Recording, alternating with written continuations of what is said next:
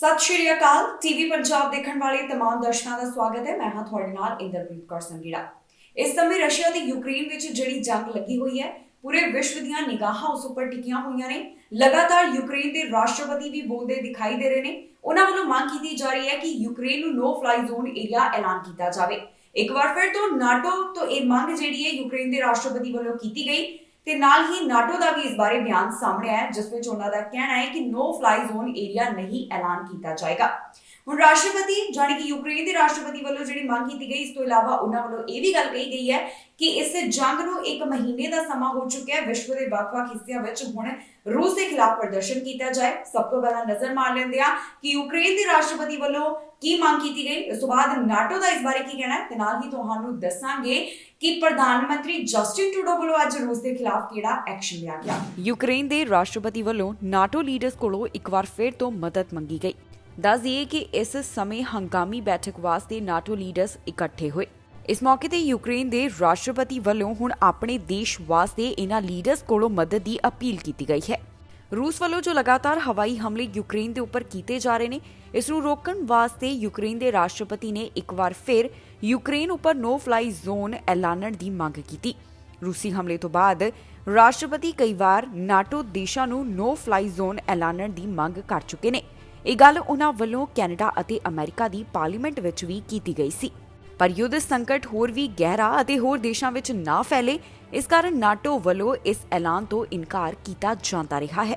Ukraine ਦੇ ਰਾਸ਼ਟਰਪਤੀ ਦਾ ਕਹਿਣਾ ਹੈ ਕਿ 1 ਮਹੀਨੇ ਤੋਂ ਉਹਨਾਂ ਦੀ ਫੌਜ ਵੱਲੋਂ ਰੂਸੀ ਫੌਜੀਆਂ ਦਾ ਸਾਹਮਣਾ ਕੀਤਾ ਜਾ ਰਿਹਾ ਹੈ। ਇਸ ਤੋਂ ਇਲਾਵਾ ਰਾਸ਼ਟਰਪਤੀ ਵੱਲੋਂ ਕਈ ਇਕਵਿਪਮੈਂਟਸ ਜਿਸ ਵਿੱਚ 에ਅਰਕ੍ਰਾਫਟ ਅਤੇ ਟੈਂਕ ਸ਼ਾਮਿਲ ਹਨ, ਇਸ ਦੀ ਮਦਦ ਵਾਸਤੇ ਵੀ ਮੰਗ ਕੀਤੀ ਹੈ। उन्होंने कहा कि जे नाटो अपने स्टॉक विचों 1% हथियार नाल लैस वाहन यूक्रेन नूं दान देवे तां मुश्किल नाल जूझ रही फौज नूं इस दे विच वड्डा ताथ मिलेगा। उन्होंने कहा कि नाटो कोल इह दिखाउण दा मौका है कि वह दुनिया का सब तो ताकतवर रखिया समूह है। इस तो इलावा यूक्रेन के राष्ट्रपति वालों एक होर वड्डी मांग की गई है।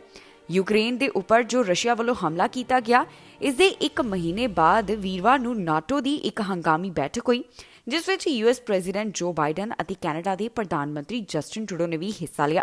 ਹੁਣ ਇੱਕ ਵੀਡੀਓ ਸੰਦੇਸ਼ ਜਾਰੀ ਕਰਦਿਆਂ ਰਾਸ਼ਟਰਪਤੀ ਨੇ ਦੁਨੀਆ ਭਰ ਦੇ ਲੋਕਾਂ ਨੂੰ ਇਸ ਜੰਗ ਖਿਲਾਫ ਵਿਰੋਧ ਪ੍ਰਦਰਸ਼ਨ ਕਰਨ ਦੇ ਵਾਸਤੇ ਕਿਹਾ ਹੈ। ਉਹਨਾਂ ਦਾ ਕਹਿਣਾ ਹੈ ਕਿ ਇਸ ਪ੍ਰਦਰਸ਼ਨ ਦੀ ਸ਼ੁਰੂਆਤ ਕੀਤੀ ਜਾਵੇ। ਇਸ ਦੇ ਨਾਲ ਹੀ ਦੱਸ ਦਈਏ ਕਿ ਪਿਛਲੇ ਦਿਨੀ ਨਾਟੋ ਵੱਲੋਂ ਇੱਕ ਖਾਸ ਜਾਣਕਾਰੀ ਸਾਂਝੀ ਕਰਦਿਆਂ ਦੱਸਿਆ ਗਿਆ ਕਿ ਹੁਣ ਤੱਕ ਯੂਕਰੇਨ ਵੱਲੋਂ ਰੂਸ ਦੇ 15,000 ਦੇ ਕਰੀਬ ਫੌਜੀਆਂ ਨੂੰ ਮੌਤ ਦੇ ਘਾਟ ਉਤਾਰ ਦਿੱਤਾ ਗਿਆ। ਇਸ ਤੋਂ ਇਲਾਵਾ 25,000 ਦੇ ਜ਼ਖਮੀ ਹੋਣ ਦੀ ਵੀ ਗੱਲ ਉਹਨਾਂ ਵੱਲੋਂ ਕਹੀ ਗਈ ਸੀ। ਹੁਣ ਇਸ ਸਮੇਂ ਜਿਹੜੇ ਹਾਲਾਤ ਬਣੇ ਹੋਏ ਨੇ, ਇਸ ਨੂੰ ਧਿਆਨ ਵਿੱਚ ਰੱਖਦਿਆਂ ਇਸ ਜੰਗ ਦੇ ਸੀਰੀਆ ਦੀ ਜੰਗ ਵਾਂਗ ਲੰਬੇ ਸਮੇਂ ਲਈ ਲਟਕਣ ਦਾ ਵੀ ਡਰ ਪੈਦਾ ਹੋ ਗਿਆ ਹੈ। ਨਾਟੋ ਵੱਲੋਂ ਇੱਕ ਵਾਰ ਫਿਰ ਤੋਂ ਯੂਕਰੇਨ ਦੇ ਰਾਸ਼ਟਰਪਤੀ ਦੀ ਮੰਗ ਨੂੰ ਨਾ ਕਰ ਦਿੱਤੀ ਗਈ।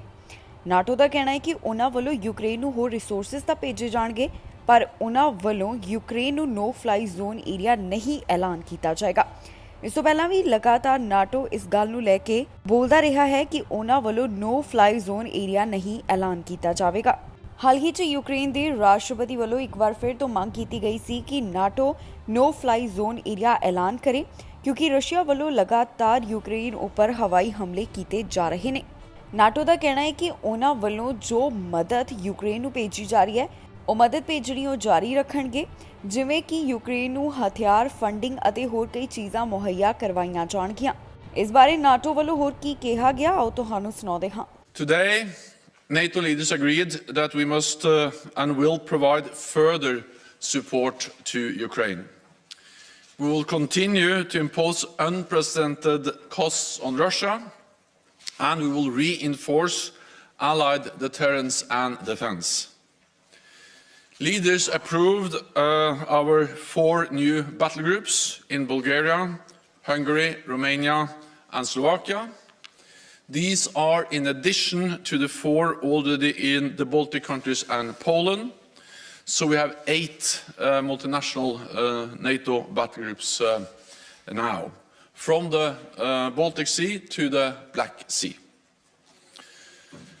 Across Europe, there are 100,000 US troops supporting NATO efforts, and European allies and Canada have also stepped up. We have 40,000 forces under direct NATO command, mostly in the eastern part of the alliance, backed by major air and naval power, including an unprecedented 5 carrier strike groups from the high north to the Mediterranean. Today, NATO leaders agreed to reset our deterrence and defense for the longer term, to face a new security reality. On land, we will have substantially more forces in the eastern part of the alliance at higher readiness, with more pre-positioned equipment and supplies. In the air, we will deploy more jets and strengthen our integrated air and missile defense.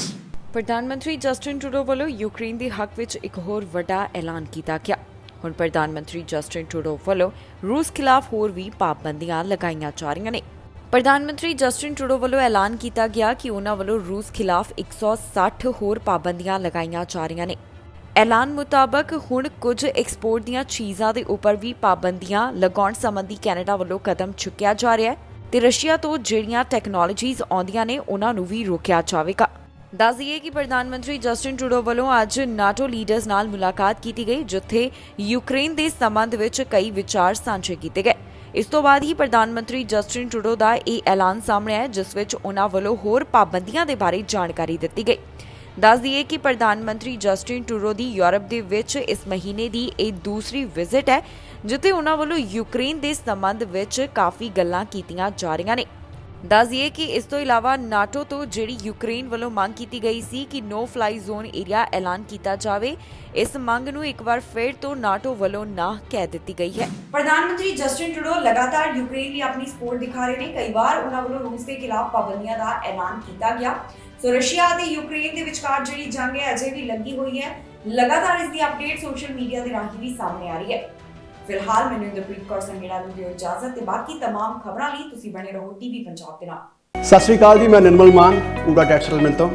ਇਹ ਤੁਸੀਂ video ਦੇਖ ਰਹੇ ਸੀ TV Punjab ਦੇ ਉੱਤੇ। ਇਹੋ ਜਿਹੇ ਹੋਰ ਜਾਣਕਾਰੀ ਭਰਪੂਰ ਵੀਡੀਓ ਦੇਖਣ ਵਾਸਤੇ ਟੀਵੀ ਪੰਜਾਬ ਦੇ ਚੈਨਲ ਨੂੰ ਸਬਸਕ੍ਰਾਈਬ ਕਰੋ ਤੇ ਨਾਲ ਹੇਠ ਦਿੱਤੇ ਹੋਏ ਬੈਲ ਆਈਕਨ ਦੇ ਬਟਨ ਦਬਾਓ। ਸਤਿ ਸ਼੍ਰੀ ਅਕਾਲ।